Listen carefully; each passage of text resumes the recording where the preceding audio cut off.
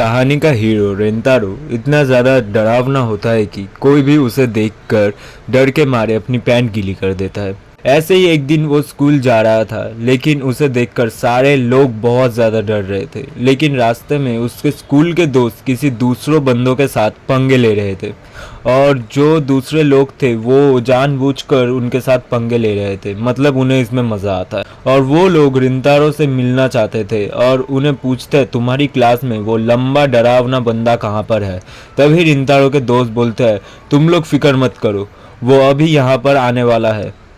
और इसके बाद ही वहाँ पर तभी रिंतारो आता है, और वो दोनों जब रिंतारो की शक्ल देखते हैं तो डर के मारे तुरंत वहाँ से भाग जाते हैं। तभी रिंतारो अपने दोस्त को बोलता है गधो ऐसे पंगा मत लिया करो। तभी उसका दोस्त बोलता है ये सब तेरी चक्कर में हो रहा है, तूने किसी को मारा था इसलिए वो लोग आ रहे थे। इसके बाद रिंतारो बोलता है मुझे ऐसा कुछ याद नहीं आ रहा है। इसके बाद वो पिछली रात की बातें बताने लगता है, जहाँ पर एक कपल लड़ाई कर रहे थे।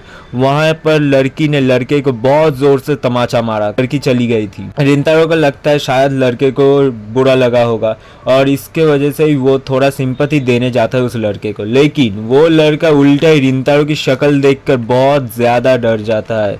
रिंतारो का दोस्त बोलता है अगर तू रात में किसी बंदे के पास जाएगा तो वो ऑब्वियसली डरेगा, आखिर तू है यही इतना डरावना। लड़कों का कॉलेज अलग था और लड़कियों का कॉलेज अलग था, लेकिन दोनों ही आमना सामनी में थे।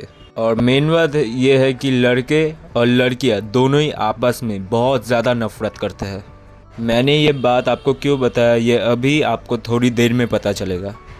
मतलब अब उसका ग्रुप जब अपनी स्कूल की तरफ जा रहा था, तभी उनके बगल में से दो लड़कियां जा रही थी, और उन दो लड़कियों में से एक लड़की का रुमाल जब नीचे गिर जाता है और अपने हीरोज़ का दोस्त जब वो रुमाल लड़की को देने जाता है, तो वो लड़की बहुत बुरी तरह से इंसल्ट करके बोलती है कि अब इसमें तुम्हारा हाथ लग गया है तो हम इसे अब नहीं ले सकते।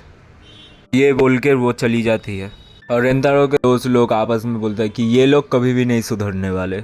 इसके बाद हमें थोड़ा सा स्कूल के बारे में बताया जाता है कि जो लड़कियों का स्कूल था वो बहुत ज़्यादा रिच था, मतलब उस स्कूल में अच्छे घर के लड़कियाँ ही पढ़ी करती थी। लेकिन जो लड़कों का स्कूल है वो सरकारी स्कूल था, मतलब उनका फ्यूचर तय था कि वो लोग बड़े होकर सब्जी बेचेंगे, इसलिए लड़कियाँ उन लड़कों से इतना ज़्यादा नफरत करती थी। और जो लड़कियों का स्कूल है उसके पर्दे हमेशा लगे रहते हैं ताकि उन्हें किसी भी लड़के का शक्ल देखने की ज़रूरत ना पड़े। स्कूल के बाद रेंतारो जब घर जाता है तभी उसकी मम्मी बहुत ज़्यादा चिल्लाने लगती है कि तुम इतना ज़्यादा लेट कैसे हो गए। तभी रेंतारो बोलता है मम्मी स्कूल काफ़ी ज़्यादा दूर है, आज बारिश भी हो रही थी इसलिए लेट हो गया, और आपको तो पता ही है मैं इस काम में बहुत ज़्यादा बेकार हूँ और कोई भी मेरे वजह से रेस्टोरेंट में नहीं आता। और मम्मी बोलती है कोई बात नहीं, वहाँ पर अभी सिर्फ एक ही कस्टमर है और आज काफ़ी ज़्यादा बारिश हो रही है तो और लोग आएंगे भी नहीं। उसके बाद मम्मी बोलती है कि मुझे पता है कि तुम इसे हैंडल कर लोगे, और इसके बाद रेंतारो की मम्मी वहाँ से चली जाती है। इसके बाद रेंतारो बेकरी की आउटफिट पहनकर हमें बताने लगता है कि उसकी फैमिली एक तरह से बेकरी चलाती है और कभी कभी स्टाफ की भी कमी हो जाती है, इस कारण उसे भी कभी कभी काउंटर में बैठना पड़ता है। वैसे मैंने मेरे दोस्तों को इसके बारे में कुछ नहीं बताया है कि हमारी बेकरी की दुकान है। इसके बाद रेंतारो सोचने लगता है कि उसकी मम्मी ने कहा था कि ये एक कस्टमर है, और वो चारों तरफ देखता है तो उसे एक लड़की बैठी हुई दिखती है। उसके आगे काफ़ी ज़्यादा प्लेट्स रखे हुए थे, और रेंतारो ये सोच रहा था कि एक छोटी लड़की इतना सारा खाना कैसे खा सकती है। और इसके बाद लड़की भी रेंतारो की तरफ देखता है, और दोनों का जब आई कांटेक्ट होता है तो लड़की बहुत ज़्यादा शर्मा जाती है, और इसकी वजह से लड़की के गले में भी केक अटक जाता है। तब रेंतारो जाकर लड़की को पानी देता है, और रेंतारो मन में सोचता है कि लगता है ये मिडिल स्कूल की लड़की है। और वहाँ पर लड़की काफ़ी ज़्यादा घबरा गई थी, तो इसके बाद वो लड़की वहाँ पर धन्यवाद बोलकर चली जाती है। तभी रेंतारो सोचता है कि शायद वो मेरी शक्ल देखकर डर गई।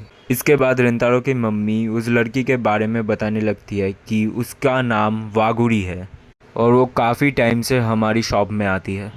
और तभी रेंतारो बोलता है कि शायद मम्मी वो मेरी शक्ल देखकर डर गई थी तो वो और नहीं आएंगी, तभी उसकी मम्मी बोलती है कि तुम सब लोगों को एक तरह से जज मत करो, सब लोग एक तरह नहीं होते और कोई भी तुम्हारी शक्ल देखकर जज नहीं करता। और वो हमारी शॉप में अगर नहीं आती तो मैं उसे ज़बरदस्ती अपने शॉप में लेकर आऊँगी। और इसके बाद हमें दिखाया जाता है कि रेंतारो अपनी क्लास में बैठकर इसके बारे में सोच रहा था कि अगर वो लड़की उसे मिडिल स्कूल में दिख गई तो वो जाकर उसे सॉरी बोल देगा। तभी वहाँ पर रेंतारो के दोस्त आते हैं और वो बोलते हैं कि चल भाग एक साथ खाना खाएंगे।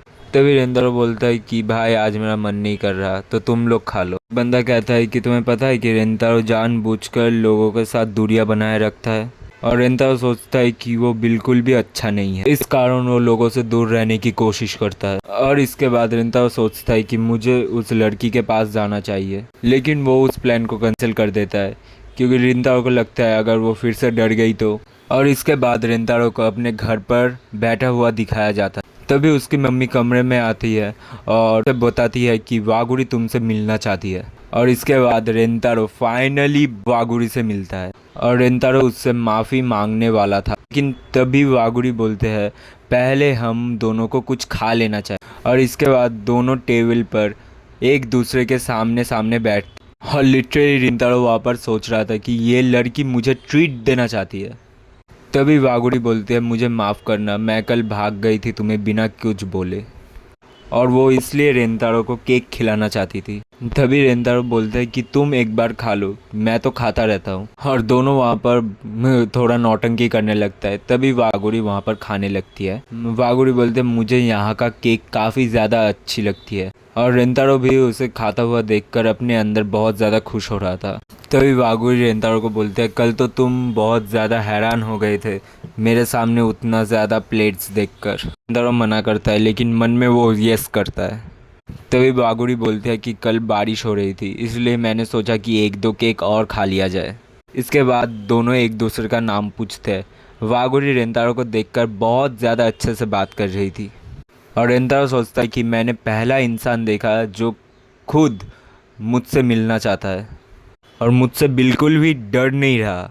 मतलब मम्मी के बाद ये पहली इंसान है जो मुझसे डर नहीं रहा। तब वागुरी बोलती है कि सच बताऊं, मैं तुम्हारी शक्ल देखकर वहाँ से भागी नहीं थी और ऐसा भी नहीं है कि मैं तुम्हारी शॉप में पहली बार आई थी और या फिर तुम मेरी मदद पहली बार कर रहे थे। वागुरी बोलते हैं शायद तुमने कभी भी मुझे नोटिस नहीं किया होगा। और रेंतारो भी मन में सोचता है हाँ शायद मैंने नोटिस नहीं किया होगा। और इसके बाद रेंतारो थोड़ा सा चिल्लाते हुए बोलता है तो अच्छा कल तुम वहाँ से भागी क्यों थी।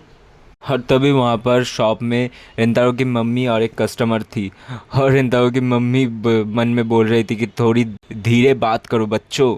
और तब वागुरी बताती है कि पहली बार कोई लड़का मेरी तरफ इतनी देर तक घूर रहा था, इस कारण मुझे काफ़ी ज़्यादा शर्म महसूस हुई और मैं फटाक से भाग गई। तभी रेंतारो बहुत ज़्यादा हैरान होता है कि लोग उसे देखकर भाग जाते हैं कि लेकिन ये पहली इंसान थी जो उसे देखकर शर्मा कर भाग गई। और इसके बाद दोनों का आई कांटेक्ट होता है और वो दोनों वहाँ पर काफ़ी ज़्यादा ब्लश कर रहे थे। तब रेंतारो बोलते हैं कि आज काफ़ी ज़्यादा रात हो गई तो मैं तुम्हें स्टेशन तक छोड़ देता हूँ। तभी वागुरी बोलते हैं मुझे एक केक का ऑर्डर करना है। तब वागुरी केक का ऑर्डर करने जाती है। कुछ टाइम बाद रेंतारो बोलते हैं कि तुम अकेले चली जाओगी क्योंकि स्टेशन काफ़ी ज़्यादा दूर है। तब वागुरी बोलते हैं कि तुम फिक्र मत करो और शुक्रिया मेरे साथ इतना ज़्यादा अच्छे से बात करने के लिए। और ये बोलकर वो वहाँ से चली जाती है और रेंतारो अब अपने कमरे में आता है और वो काफ़ी ज़्यादा शर्मा रहा था। मतलब लिटरली कोई पहली लड़की ने उसके साथ इतना ज़्यादा अच्छे से बात की थी। इसके बाद रेंतारो सोचता है कि बचपन से मुझे सारे लोग रिजेक्ट करते हुए आ रहे थे, लेकिन तब रेंतारो को वागुरी की वो बात याद आ रही थी जब वागुरी ने कहा था मेरी हार्ट बीट बहुत ज़्यादा तेज़ हो गई थी जब तुम मेरी तरफ देख रहे थे। और ये सारी बातें सोचकर रेंतारो काफ़ी ज़्यादा ब्लश कर रहा था। इसके बाद तभी रेंतारो के रूम में उसकी मम्मी आती है और उसकी मम्मी बोलती है कि वागुरी यहाँ पर कुछ भूल गई थी तो तुम जल्दी जाओ, जाकर वागुरी को उसका सामान देकर आओ, वो अभी ज़्यादा दूर नहीं गई होगी। तभी हमें दिखाया जाता है कि दो बंदे वागुरी को छेड़ रहे थे और बोल रहे थे हाइट तुम्हारी कम है लेकिन तुम काफ़ी ज़्यादा क्यूट हो, जो चलो थोड़ी मस्ती की जाए। तभी हमें रेंतारो को दिखाया जाता है कि वो काफ़ी ज़्यादा स्पीड में बागुड़ी को ढूंढ रहा था। मतलब वो चारों तरफ देखता है लेकिन उसे बागुड़ी दिखाई नहीं देती। लेकिन इसके बाद ही रेंतारो की नज़र उन दोनों के ऊपर जाती है और ये दोनों बंदे वही थे जो सुबह रेंतारो के दोस्तों को भी परेशान कर रहे थे। और वो दोनों वागुड़ी को पूछने लगते हैं कि तुम रेंतारो के साथ क्या कर रही थी। वो दोनों ये भी बोलते हैं कि रेंतारो तो इतना ज़्यादा बदसूरत इंसान है तो तुम उसकी गर्लफ्रेंड नहीं हो सकती। और इसके बाद लिटरली वो दोनों रेंतारो की काफ़ी ज़्यादा बुराई करती और वागुड़ी को बोलता है उससे तुम्हें दूर रहना चाहिए। रेंतारो उस टाइम काफ़ी ज़्यादा डर गया था क्योंकि रेंतारो को लग रहा था कि वो भी ऐसे बेकार स्कूल में पढ़ता है और वो भी इतना बेकार दिखता है तो वागुड़ी भी उसके बारे में यही सोचती होगी। तभी वागुड़ी उन दोनों बंदों को बोलता है कि क्या तुम सच बोल रहे हो। और ये सुनकर रेंतारो और भी ज़्यादा डर जाता है। तभी वागुड़ी बोलती है कि तुमने थोड़ी क्या बातें सुन ली रेंतारो के बारे में और तुम उसके बारे में ऐसे बोल रहे हो। अगर तुम रेंतारो से बात करोगे तो तुम्हें पता चलेगा कि वो कितना अच्छा इंसान और बुरे लोग तो तुम हो जो इस अफवाहों में आकर रेंतारो के बारे में इतने बुरे बुरे बातें बोल रहे हो। और वहाँ पर लिटरली एक बंदा बहुत ज़्यादा गुस्से में आ गया था और वो लिटरली वागुड़ी को पंच मारने जा रहा था लेकिन वहाँ पर तभी रेंतारो आकर वागुड़ी को बचा लेता है। लेकिन रेंतारो का सिर उसके शटर में जाकर बहुत ज़ोर से लगता है और रेंतारो बोलता है आखिरकार तुम इसके साथ क्या करना चाहते थे। रेंतारो को देखकर वहाँ पर वो दोनों बहुत ज़्यादा डर गए थे और वो लोग फटाक से वहाँ से भाग जाते हैं। वागुड़ी वहाँ पर काफ़ी ज़्यादा डर गई थी और वो रेंतारो से लगातार माफ़ी मांगने लगती है और वो बोलती है सब मेरे कारण हुआ, प्लीज़ मुझे माफ़ कर दो। तब रेंतारो बोलता है कि तुम्हें माफ़ी मांगने की ज़रूरत नहीं है, उनका पंच मुझे असर नहीं किया, मेरा सिर थोड़ा सा दीवार में टकरा गया था इसलिए ब्लड निकल रहा है। और वो बोलता है तुम फिक्र मत करो, मेरी पनिशमेंट के लिए ये अच्छा है। तभी बागुड़ी बोलती है क्या मतलब, तुम इस पंच से बच सकते थे। लेकिन रेंतारो बोलता है हाँ मैं बच सकता था लेकिन मुझे तुम पर ट्रस्ट नहीं हुआ।